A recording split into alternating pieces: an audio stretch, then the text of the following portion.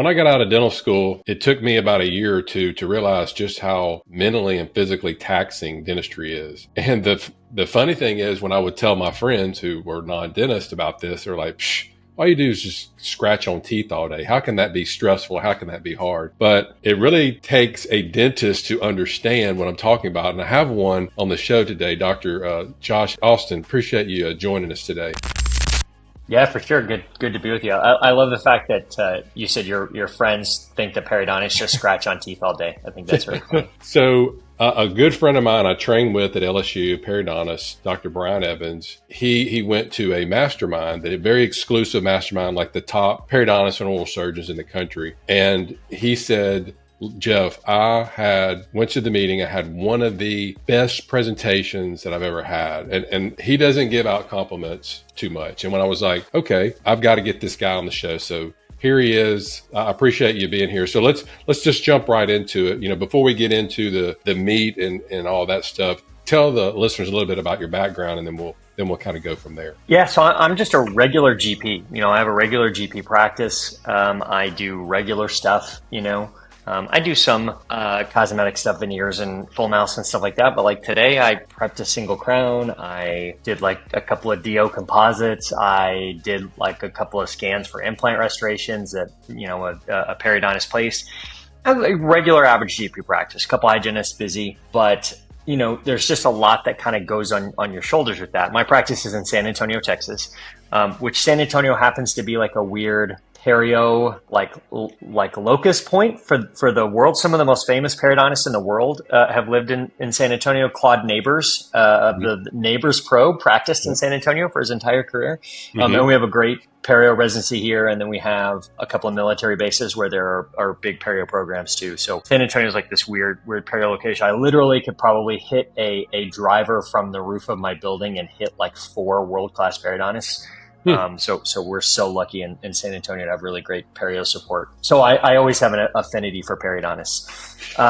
And just as a practice owner, as a clinician, as somebody who's supposed to be a leader in the community, whether that be in dentistry or whether that be in your church or whether that be in, the Rotary Club or whatever, oftentimes we are put in those positions of leadership in different things, PTA, all that kind of stuff. And there's just a lot that falls on us, and a lot that we're not really trained to deal with. And so I found in my career, burnout was a big problem for me, especially at starting around the 10-year mark. And then burnout kind of led into anxiety and depression, and probably not full scale panic attacks, but what I could see is potentially, if untreated, developing into full scale panic attacks. And then just kind of decided one day that I needed to do something about this or things are going to get worse. And so I started seeing a therapist, and it became kind of a big part of my personal wellness journey, I guess I would say. And the therapist has been kind of life-changing in a lot of different ways, personal and professional as well. And it's made me probably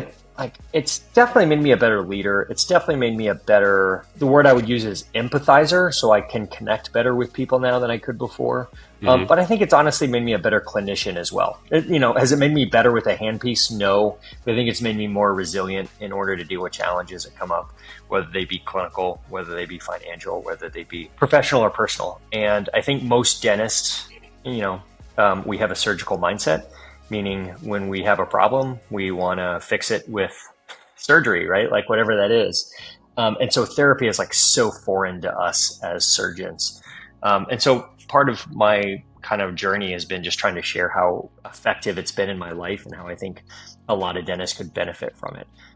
Because I've lost friends, and I don't want to have that happen again. So that's kind of where my journey has led me. Do you think our training has something to do with it? Because when I got to dental school at LSU, I didn't have a clue what I was going to learn. I mean, of course I was going to learn about the teeth and mouth, but just how the instructors, how precise you had to be as far as 0.5 millimeter bevel and a millimeter this. And it was just, you're just so, and if you're not a perfectionist, when you get there, you're certainly a perfectionist when you exit. Yeah. So then when we get out, it's almost like we're so high strung, everything just has to be perfect. Do you think that could have been a role No of doubt what about it. happened with you and then other dentists as well? Yeah, for sure. I mean, and LSU, like restorative dentistry at LSU has been like forever a strong suit, right? Like Jerry Cheech was like a great prosthodontist who taught at LSU for many years. John Burgess was a great like materials guy at LSU. Yeah, for sure. I mean, I taught in the restorative dentistry department for 5 years after I graduated on a part-time basis, and we'd have calibration meetings and stuff like that amongst the operative and restorative faculty. And that was really we were teaching students to either be like, we didn't teach shades of gray. We taught like either perfection or failure, right? And there was no such thing as like clinically acceptable, really. And the other thing is in dental school, and so part of that is, yes, you're definitely taught like to work at a high level that, can maybe be done when you're doing one patient for 3 hours, right? If you're doing one DO composite in 3 hours, like, yeah, you can maybe make it perfect. You can put on a rubber dam and you can do all this stuff. And the other thing is like, then you get out in practice and you don't have 3 hours to do this. So you have to start learning how to move faster. And that inevitably is going to mean some growing pains. But the other thing about dental school is like, you're in a clinic for 2 years, maybe 2.5 if you like get in early at one of the schools that starts early. So you never see failure, right? Ever. Mm-hmm. Right. And it's probably like your perio training, right? Like there's probably periodontists that go through their perio training and like maybe don't have a failed implant or a failed graft because it's like they just haven't tracked it long enough, right? They're only there for 3 years. And then you get out in practice and you start seeing like, God, like that crown I did 4 years ago, like has decay around it. What the hell? I never saw this before. What's wrong? And it's like, well, you just weren't in school long enough. Like you had failures. They just were tracked by the students who came after you. Just the way you dealt with the failures of the students who were before you. And so, yeah, I do think it starts in dental school to be like so uncompromising about how we perform restorative dentistry. I don't know what the perio world is like. I think perio understands a lot more about the link between what we do in the office and what the patient does at home are obviously vitally important. And so you guys can do the best scaling and root planing in the world. You could do osseous surgery that would make Gargiulo and Orban like green with envy, right? But if they don't like do anything, if they don't do any home care, none of it matters. Right. Whereas like us as restorative dentists, man, if I prep a crown and they get recurrent decay on it, our initial thought is that it was like either I left decay behind or I left an open margin. It was my fault. And so I think periodontists are a little bit better at like understanding that link of it, more so than restorative dentists are. That we just totally take the home care stuff all out of it. So I think we beat ourselves up for a lot of things that we shouldn't beat ourselves up for. Mm-hmm. Yeah, because we're humans working on humans. So somebody's going to make a mistake, Yeah, and biology doesn't always cooperate, right? Like how many times have you put an implant in that just failed? Like for no reason. Like you couldn't describe, like if you had primary stability, non-smoker, non-diabetes, everything good, day of surgery, everything's fine. And then 9 weeks later, it's like, there's no torque on it. Like, it's almost like they're allergic to the bone. Sometimes it's right. Yeah, exactly. It's like, and there's no explanation whatsoever, right? And it just happens. It's biology, right? And you just can't control all of it. But I think a lot of us go home, we get home at night, we dwell on it, we beat ourselves up about it. And maybe that starts by like, all right, well, you know what? I'm going to have a glass of bourbon with dinner.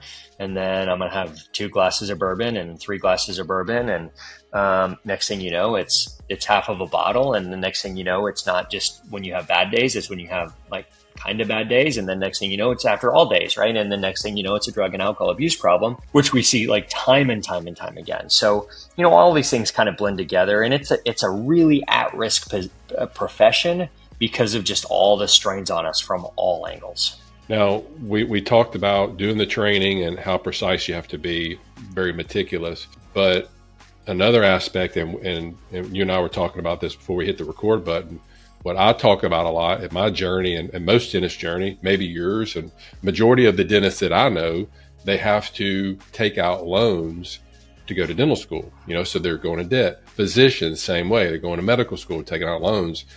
When I got out, I had about $300,000 in student loans. Now it's 500, 600. I mean, I got some people that are over $1 million in debt and they're getting out making 300,000 or 400,000 a year. That just doesn't add up. So you're trapped. That's, you can't, let's say you got $500,000 or $600,000 in student loans and you get out, you work for a year or two and you're like, you know what? This isn't for me. I'm going to quit and work at Starbucks. That ain't flying.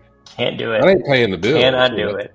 You cannot do it. So what would you say about that situation? Are you seeing that very much, or what are your thoughts on that? So I was just looking at your picture. I'm guessing we're maybe around the same age. When did you graduate dental school? 2000. Okay, so I'm 2006. So you're a smidgen older than me. But I graduated the perfect year from dental school. So in 2006, there was like a congressional bill that passed that basically you could consolidate all your student debt up to that year at like under 2% interest out for 30 years. So my wife, who graduated 2 years after me, half of her student loan debt is under that. And in the last 2 years, we're at like 7.5% or something crazy.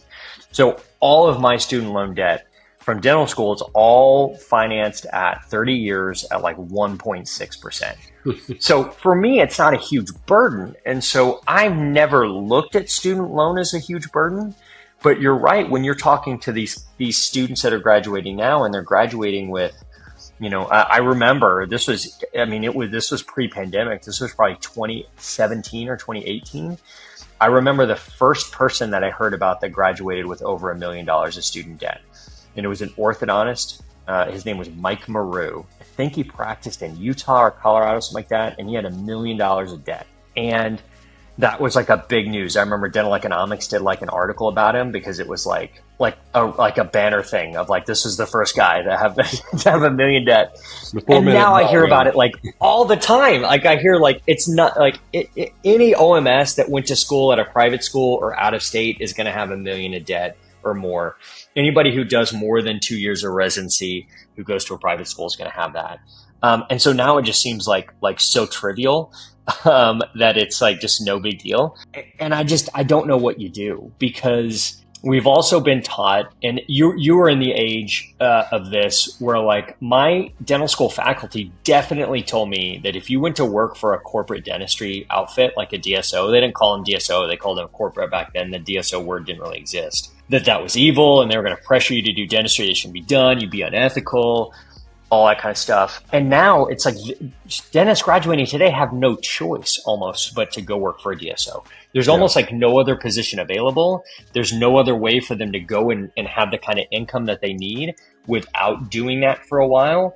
In addition to the fact that a lot of those old dentists who talk crap about DSOs, when it came time to sell their practice, the DSOs were offering more money, so they sold their practices to a DSO. So it was like evil if you went to work for a DSO out of school, but if you sold to a DSO before you retired, no big thing. I'm going to get my money. Don't judge me, right? And so there's just so much fewer opportunities for like the traditional, like I'm going to associate for a couple of years, and then I'm going to partner, and I'm going to partner in like 30%, and then 50%, and then 75%, and like, do the traditional model that was like so popular for 30 years of dentistry. That now I think students feel really, or new dentists and graduating dental students feel really painted into a corner as far as what they can do. They don't have any options to do a startup because they're not going to get finance for it.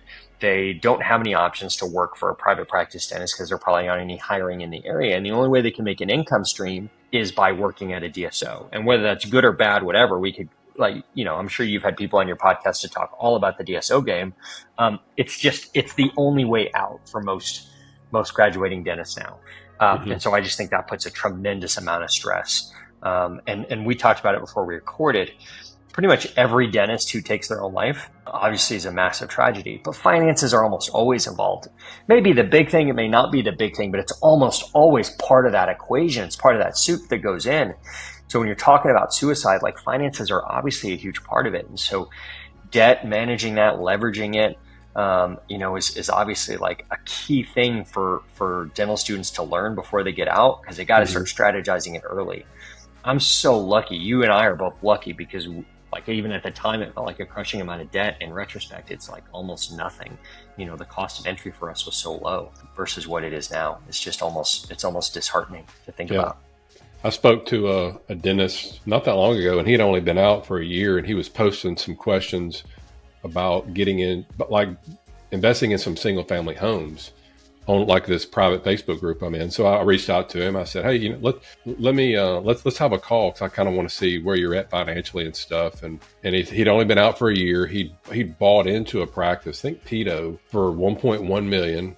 He owed over $1 million on his house. like 3 kids in private school. His wife didn't work. And it was just like, it wasn't even a big deal to him. And I said, after I had practiced for 10 years, I injured my wrist and I couldn't practice for a while. I was like, what would happen if you couldn't practice for a month? And he just sat there for a few minutes and just a few seconds, and he paused. Smoke starts coming out of his ears. He said, I don't know what I would do. I was like, man, you should really rethink your situation. He's like, what do you think I should do? I said, you're not going to like it and you're not going to do it. What he was making, what he was taking home, he could have gone and just worked as an associate and not had $1 million buy-in, So if people are listening to this and they're in medical school or dental school, it's the best thing to do is before you get out, talk to people about it, talk to about your situation, because that dude was over 2 million in the hole. It was just like nothing to him. And it's like, yeah.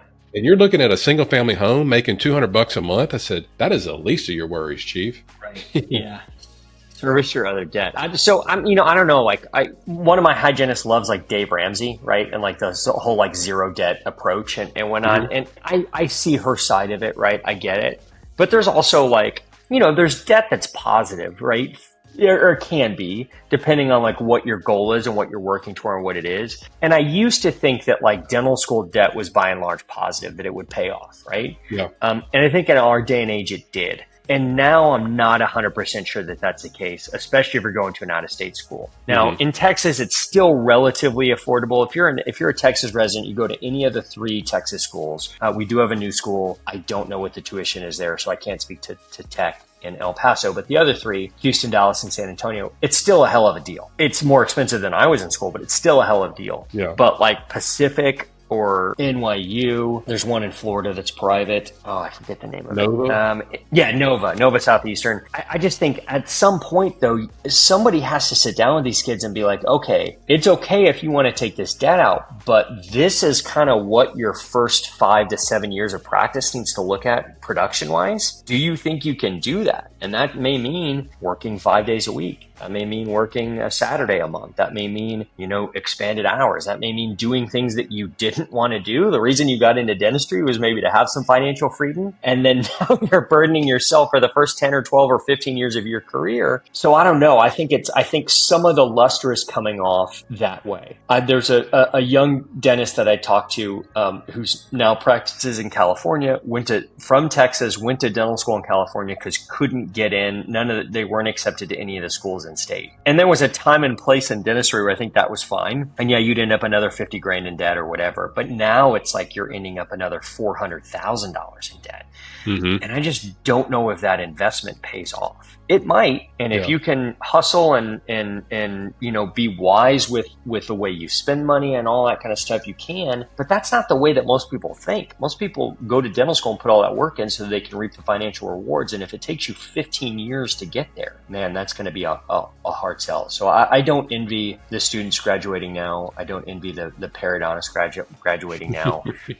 It seems, this is a very like middle-aged white man thing to say, but it seemed like it was just easier and better in our day. And but I think from a financial standpoint, it probably was. Yeah, I was a big Dave Ramsey guy when I was in dental school in my residency, and I'm glad I was, because when I got out, I had a deal here. It fell through, and I had to start my own practice with all that debt. So I was kind of like all over the place. So at least he gave a structure, like the 7 baby steps, and yeah.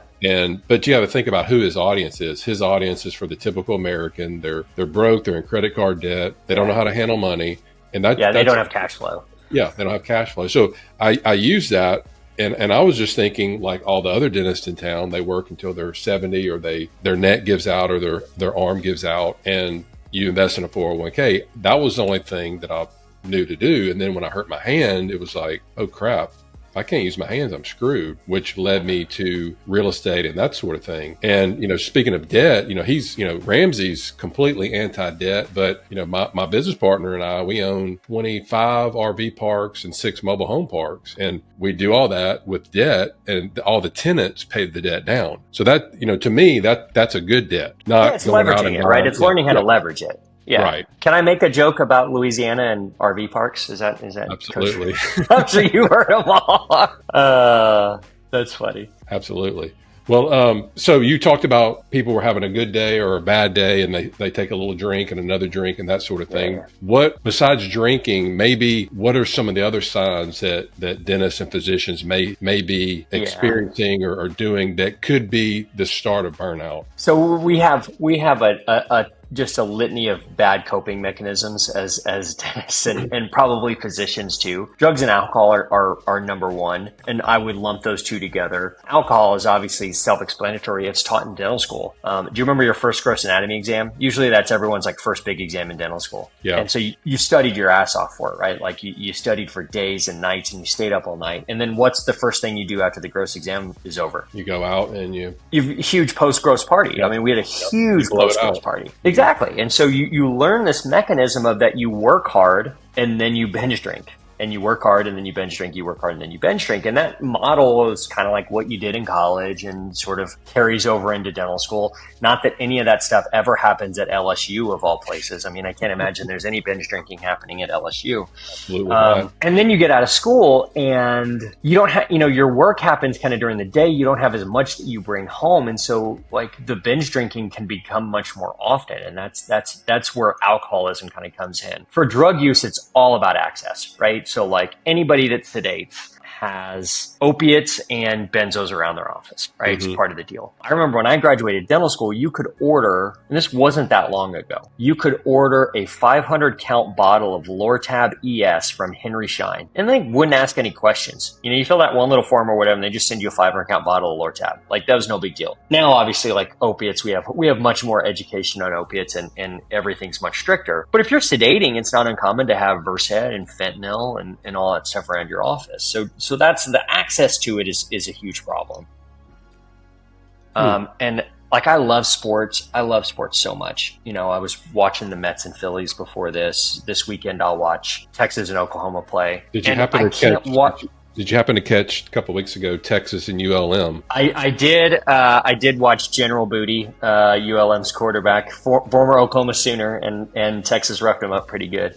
Well, my son is one of the quarterbacks at ULM, so so we win, and it was just unbelievable. That's experience. Awesome. I was like, dude, you're never going to forget, playing in front of people. Yeah, in Royal Memorial Stadium with going up against Arch Manning on the other side. Yeah, so that was really cool. That's awesome. That's really cool. But like you can't watch a sports game now without DraftKings or FanDuel or one of these. And it's just there's so much legalized gambling now. And I have a lot of friends who just are constantly on these apps dropping $100 on a bet here or there. And that doesn't seem like a big deal. But when you look at it at the end of the year, they're down $250,000, So, and then you chase it, right? That's the other problem with gambling is that you chase, you double down and you chase.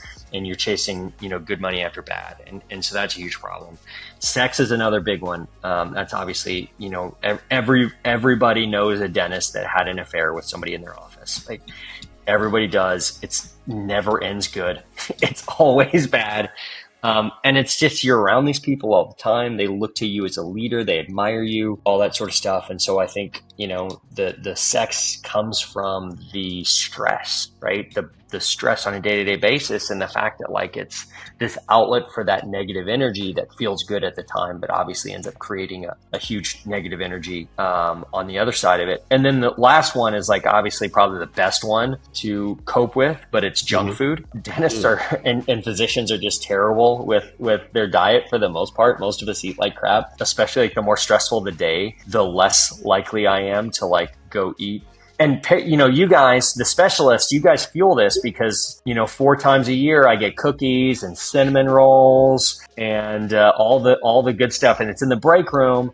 And I'll be like, no, I've got my meal prep here today. I've got my shake for mid-afternoon, from Shakeology or whatever. I'm going to be good. I'm going to be good today. And then by like 10:30 in the morning, I'm like eating, a piece of cake out of a red Solo cup and there's no fork. So I'm like eating it with a straw, or like with my bare hands. And it's like, well, that's what we do in Louisiana. That's common nature in Louisiana. I was going to say, you guys having beignets around the office all the time, And so, but it just like starts that pattern, right? And so it like, that's the thing about wellness is I don't know anybody who's like ridiculously physically fit, but is just like tattered mentally. And I don't know anybody who's like really great in like with their mental health, but is just slovenly in all their other kind of health. Like all of it blends together, right? So it's all like personal wellness that goes in, and it starts with, you know, the way that we cope with stress, the way that we cope with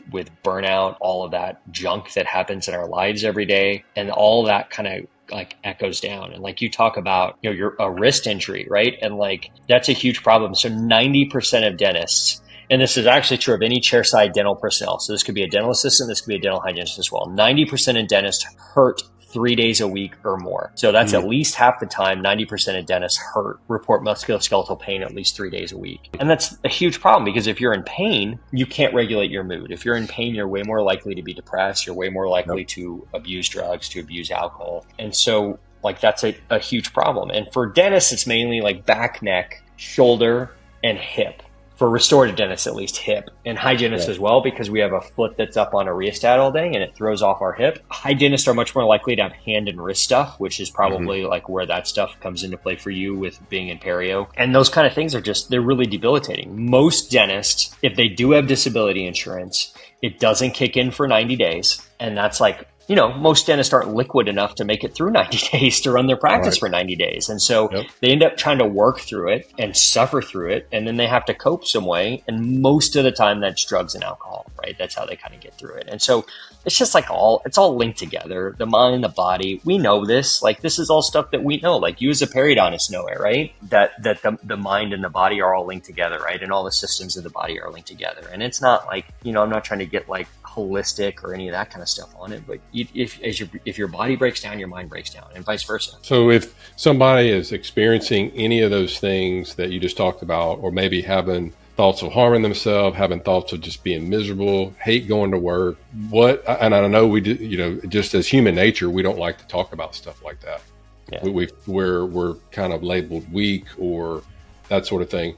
What are some steps that people could do to get help, or what do you recommend? So the first thing is like to realize that you're not alone. Like a ridiculous amount of dentists, and I'm sure it's the same in the physician world, suffer from this. The ADA did a study that showed that dentists are 2 times as likely to have depression, anxiety, or panic attacks in the general population. There was one study that was done in the Journal of Deviant Behavior in 2004 that showed that being a dentist increased one's risk of suicide by 564%, which is just like brutal, just absolutely brutal. So the first thing to understand is that you're not alone. And I think most of us feel alone, right? Because like, you know, I'm sure you have a group of perio people that like you're friends with, a group of implantologists, implant dentists that you're friends with, and maybe you have a group chat with, or like guys you went to college with, or guys you went to dental school with.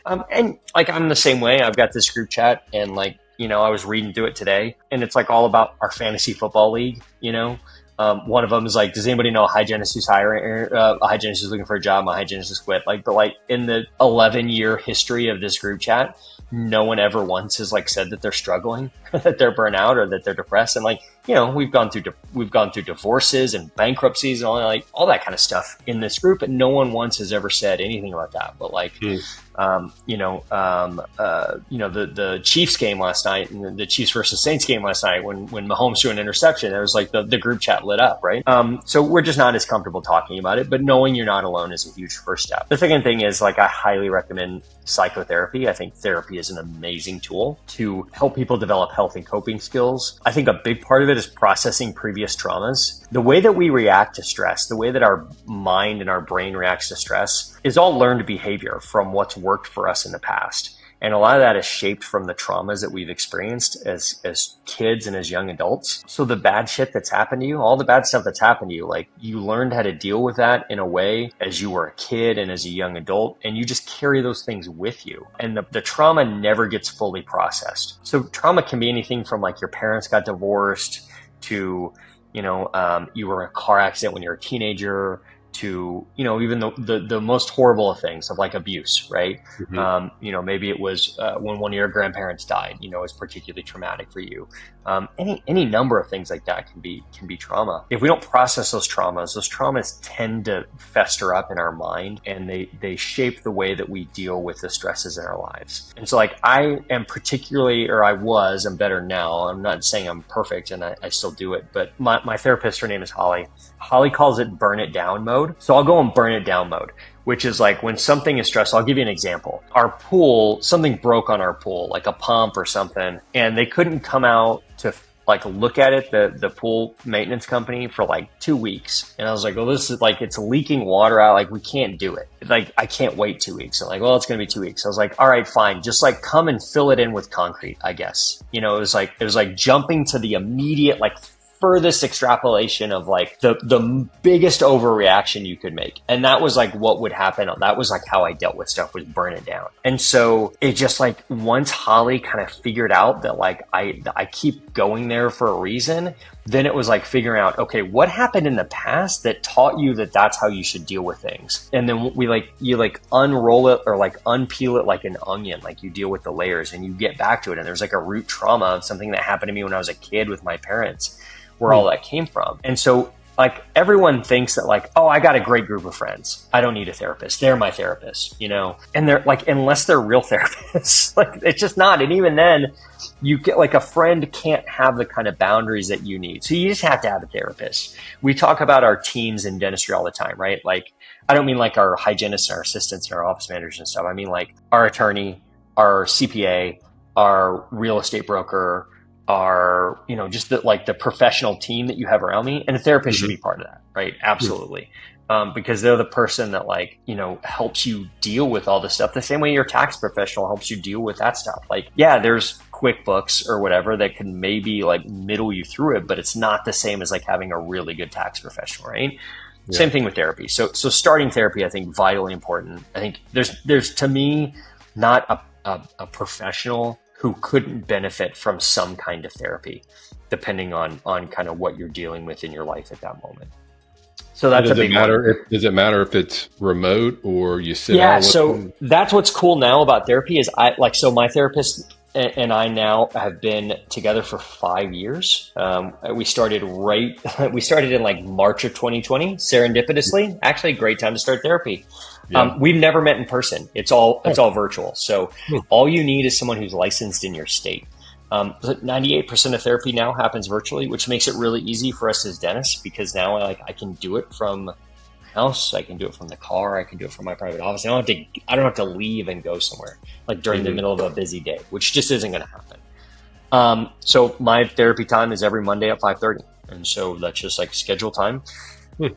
50 minutes, 50 minutes, and we meet every week. And sometimes it's just like what's happened over the last week. Sometimes there's something that happened that was like stress, that was a stressor or made me feel a certain way. We'll like review that and kind of what's the best way to deal with that.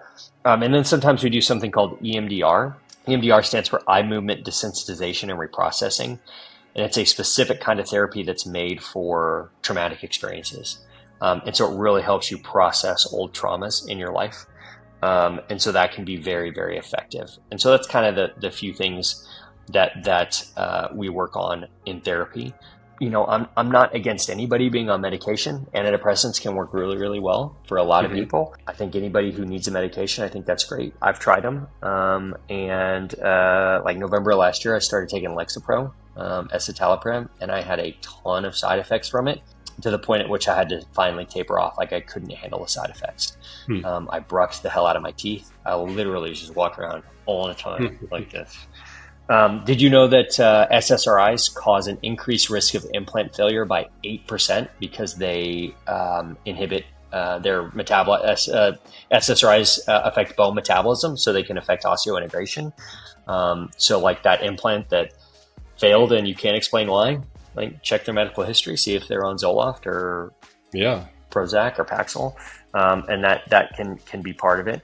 And then the sexual side effects too, can be really kind of debilitating. And that's a part of all of our healthy lives is a great sexual relationship with your partner.